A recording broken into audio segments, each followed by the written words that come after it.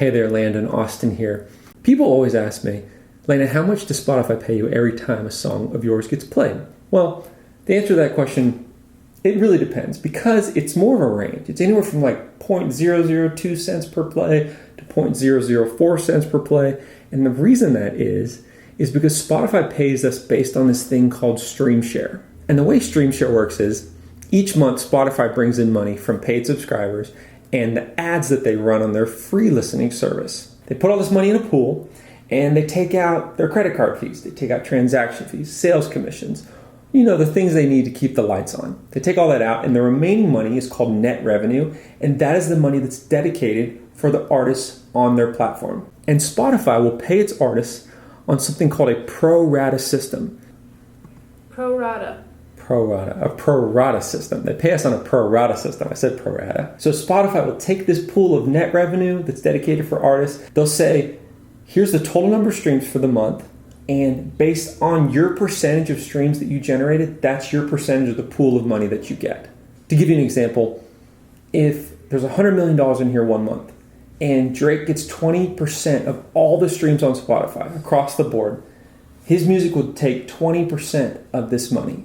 Now, this angers a lot of people because they would rather have a user-centric system. And under a user-centric system, that means if you pay $10 a month to Spotify, they're going to take out their fees. We'll just say that's $5. And then $5 remain to go into the pool.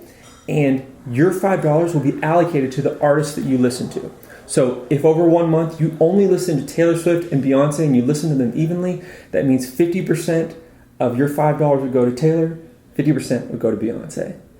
That's a user-centric system. And the main difference between a pro rata system and a user-centric system is that the preferences of super listeners are far more important on a pro rata system. So even if 2 subscribers to Spotify pay the same amount, the listener who spends over 100 hours listening in a week is going to generate more revenue for their favorite artists than the person who only listens 10 hours a week. There was actually a 2017 case study done by the Finnish Music Publishers Association, and they realized that the top 0.4% of artists on Spotify receive 10% of all revenue.